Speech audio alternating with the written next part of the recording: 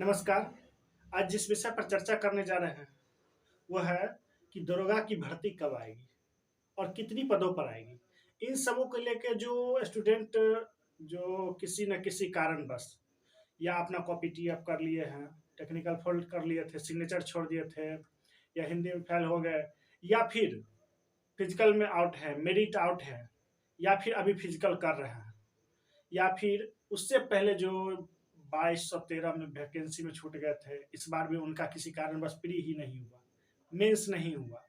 उन सबों के लिए है कि उन सबों को के लिए इसलिए है कि वो सभी लोग, खास करके अभी बिहार में जैसा दौर चल रहा है उसके अनुसार अगर देखा जाए तो वो अगर तैयारी दरोगा का कर रहे हैं तो उनको भी एक मतलब जुनून सा ही चढ़ गया है कि पहनेंगे तो सितारे वाला वर्दी ही पहनेंगे, दूसरा अन्यथा नहीं पहनेंगे। उसके चक्कर में वो दिन रात जीके जीएस मतलब दरोगा का सिलेबस ही पढ़ते रह गए। और उन लोगों के लिए एक सांत्वना भरी खबर है कि जो भर्ती जो आने वाली है वो कुछ ही दिनों में आ जाएगी। और जहां तक आप लोगों को पता है कि दरोगा का जो भर्ती आती है तो वो बहुत ही जल्द अपनी सब कार्रवाई पूरी करती है। अभी जितनी भी एग्जाम हुई है दरोगा का, पिछली बार से देख लीजिए और अभी का देख लीजिए, तो बहुत जल्द भर्ती आई है और बहुत जल्द कंप्लीट हो गई है। लगभग एक ईयर में फॉर्म आती है और एक साल पुरते पुरते ज्वाइनिंग लेटर दरोगा के अभ्यर्थी के हाथों में हो जाता है। तो आइए इसी विषय पर चर्चा करते हैं कि क्या है इसका क्वालिफिकेशन और कितनी भर्ती आएगी। इन सबों को लेकर हम बताएंगे आप लोगों को, और लास्ट तक जरूर देखिएगा दोस्तों। अगर लास्ट तक देखिएगा नहीं तो अगर नए अभ्यर्थी हो तो उनको तो थोड़ा दिक्कत का सामना करना ही पड़ेगा, टाइम इतना भी बर्बाद हो जाएगा जो अभी तक देखें। और जो पुराने अभ्यर्थी हैं उन लोगों के लिए कुछ न कुछ सांत्वना जरूर देंगे हम। आइए देखते हैं इस पर क्या देखिए, वैकेंसी कब तक आएगी। सबसे पहले बिना टाइम गवाए देखिए, ये संभावित है, कोई ऑफिशियल डाटा नहीं है, लेकिन ये संभावना व्यक्त की जा रही है कि कब तक आएगी। उसी खबर को हम भी आपको बता रहे हैं कि वैकेंसी कब तक आएगी। तो वैकेंसी जो है ये 15 जुलाई, ये जो है 15 जुलाई 15 जुलाई से अगस्त के आसपास कभी भी आपको देखने को मिल जाएगा। 15 जुलाई से अगस्त के आसपास अभी कभी भी आपको देखने को मिल जाएगा। और वही अगस्त के आसपास आएगा, उससे पहले नहीं आने वाला, कोई भी कुछ कर ले। और वही एग्जाम जो इसका होगा वो लगभग आप मान के चलिए एग्जाम को दिसंबर में ही ले जाएगा, दिसंबर फिर जनवरी फरवरी उसका मेंस ले लेगा, उसी तरह करेगा ये। उसके बाद सीटों की संख्या जहां तक पता चल रहा है दोस्तों, सीटों की संख्या इस बार कम से कम 1800 प्लस पर आएगा, कम से कम 1800 प्लस पर आएगा। और जहां तक क्वालिफिकेशन की बात है, क्वालिफिकेशन की बात रहेगा तो नए अभ्यर्थी जो पुराने हैं तो उन तो जानते हैं कि क्या क्वालिफिकेशन है, लेकिन जो अभी तक नहीं जानते हैं उनके लिए है कि क्वालिफिकेशन ग्रेजुएशन ही होगा। जब भी होगा तो ग्रेजुएशन होगा। आप ऑनर्स में किसी भी सब्जेक्ट से ऑनर्स किए हैं तो आप अभ्यर्थी दरोगा भर सकते हैं। उसके बाद एज का कैटेगरी आता है कि अगर आप 18 वर्ष पूरे गए तो ऐसा नहीं है कि आपके 18 वर्ष पूरे जाने के बाद आपको दरोगा बना दिया जाएगा, ऐसा बिल्कुल नहीं है। आप और किसी कंपटीशन में फॉर्म भर सकते हैं लेकिन दरोगा में आप फॉर्म नहीं भर पाएंगे। तो अब देखिए कि इसमें 20 अगर आपका जनरल अगर आप मेल हैं तो आपको 20 से लेके 37 तक, 20 अगर उम्र हो गया आपका तो आप दरोगा का फॉर्म भर सकते हैं 20 से 37 तक। उसके बाद अगर जनरल फीमेल है तो 20 से लेकर 40 तक। उसके बाद ओबीसी मेल है तो 20 से 40 तक, और एससी एसटी है तो 20 से 42 तक है, 20 से 42 तक है। उसके बाद देखिए कि अगर हाइट की बात करें, बहुत इसमें होता है क्या, जो इसमें थोड़ा फॉर्म कम गिरने का कारण रहता है बिहार एसएससीआर की अपेक्षा, इसमें हाइट का जो क्राइटेरिया रहता है वो थोड़ा ज्यादा रहता है, सबको उतना हाइट नहीं रहता। इसलिए देखिए उसका हाइट कितना ज्यादा दरोगा का, अगर आप मेल में है हाइट आपका मेल में जनरल मेल का कहेंगे तो 165 आता है। यही ओबीसी का भी है, यही ओबीसी का भी है।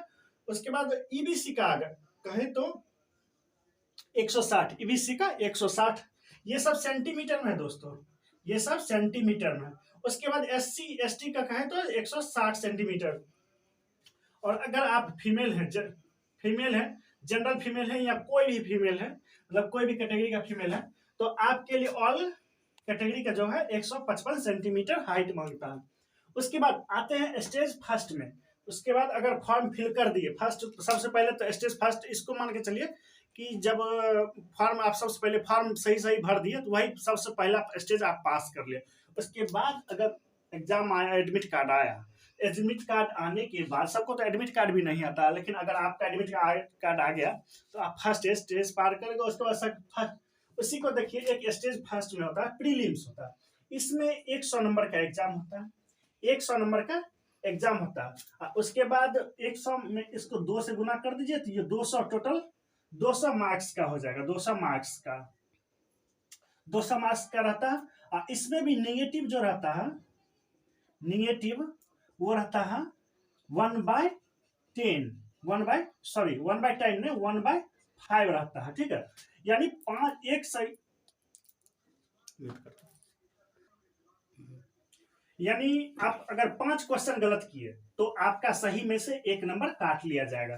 तो उसके बाद इसका 200 नंबर का एग्जाम हो जाता है, नेगेटिव आप देख लिए दोस्तों। उसके बाद उसमें भी अब सेकंड स्टेज आता है। अगर इसमें आप पास हो गए, फर्स्ट स्टेज में आपका प्री में, तो इसमें ना जितना अगर मान लीजिए कि 2000 सीट है, फर्स्ट स्टेज का बात कर रहे हैं, इसका बात कर रहे हैं। अगर 2000 सीट है तो 2000 सीट का इसमें 20 गुना रिजल्ट देता है, यानी टोटल देगा 40,000 के आसपास रिजल्ट। ठीक है, तो इसलिए थोड़ा इसका कट ऑफ कम रहता है। लेकिन अब आते हैं मेंस की बारी। अगर यही 40,000, अब यही 40,000 कैंडिडेट अगर है 2000 सीट पर, तो 40,000 कैंडिडेट को मेंस एग्जाम के लिए बुलाया जाएगा। मेंस एग्जाम के लिए बुलाया जाता है तो उसमें क्या होता है कि एक होता है फर्स्ट पेपर, फर्स्ट में हिंदी होता है, हिंदी 100 मार्क्स का होगा, 100 मार्क्स का हिंदी जो होता है 100 मार्क्स का होता है। ये भी वही सेम क्राइटेरिया है कि वो 1/5 रहेगा, इसमें भी नेगेटिव काट के। और इसमें आपको कम से कम 30% नंबर लाना अनिवार्य है। ये जो हिंदी है, ये हिंदी सामान्य हिंदी है। ठीक है, इसमें आपको 30% लाना अनिवार्य है, तभी आपका जो मेन पेपर होगा, main paper GK plus GS और मैथ और प्लस रीजनिंग इसमें रहता है। ठीक है, इसमें ज्यादा प्रधानता जीके जीएस का रहता है और मैथ रीजनिंग का कुछ रहता है। इस बार तो 5 मैथ था, उसके बाद रीजनिंग 20 के आसपास रीजनिंग था। तो इस मेन प्रधानता इसके जीके जीएस का रहता है। टोटल मिला के इसका भी 100 को होता है, 100 का एग्जाम इसका भी होता है और सेम क्राइटेरिया है इसमें। लेकिन मेरिट अगर आपका जॉब होगा, मेरिट बनेगा, तो वो नंबर है जीके और जीएस का ही। यही पेपर सेकेंड का जो होगा, सेकेंड स्टेज का पेपर जो सेकेंड होता है उसी पर बनेगा। हिंदी का मार्क्स नहीं जोड़ा जाता है मेंस में। उसके बाद आते हैं फिजिकल, स्टेज थर्ड, इसमें आता है फिजिकल। इसमें अगर आप इसके बाद इसका देगा, जितना सीट रहता है उसका 6 गुना रिजल्ट देता है। 6 गुना के बाद जो अभ्यर्थी 6 गुना में आए, जैसे आपको अभी हम बताए थे 40,000 रिजल्ट देगा, उसका 6 गुना करिएगा तो 24,000, 24,000। ठीक है, ये तो सॉरी, हाँ हाँ ठीक है, 24,000 आपको मेंस के लिए। मेंस अगर क्वालिफाई किए, मेंस क्वालिफाई करने के बाद जो भी अभ्यर्थी हैं उनको फिजिकल के लिए बुलाया जाता है। फिजिकल के लिए 1600 मीटर दौड़ रहता है बॉयज के लिए 6 मिनट में, और 4 फीट हाइट, मतलब हाई जंप रहता है, और ऐसे ही कुछ मतलब लॉन्ग जंप भी रहता है। फीमेल का भी ऐसे ही कुछ रहता है, इससे थोड़ा छोटा रहता है फीमेल का।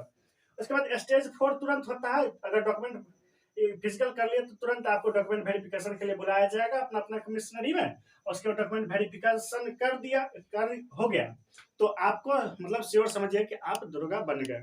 और दोस्तों रही बात आपको कि वीडियो अगर पसंद आए तो सब्सक्राइब जरूर करिएगा और लाइक जरूर करिएगा।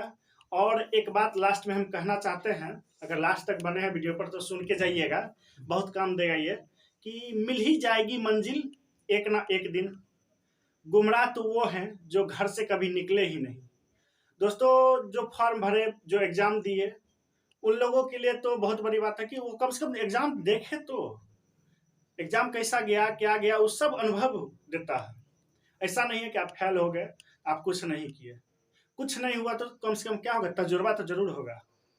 और वही बात है कि अगर आप इस बार बैठे मतलब अनसक्सेस हो गया, तो अगली बार तो ज़रूर सक्सेस होइएगा। आपको पता चल जाएगा कि कहाँ गलती की है, क्या गलती की है, ये सब आप देख के बैठिएगा। दोस्तों, अगर वीडियो अच्छा लगे तो प्लीज़ सब्सक्राइब, फिर से कह रहे हैं कि सब्सक्राइब ज़रूर करिएगा। जय हिंद।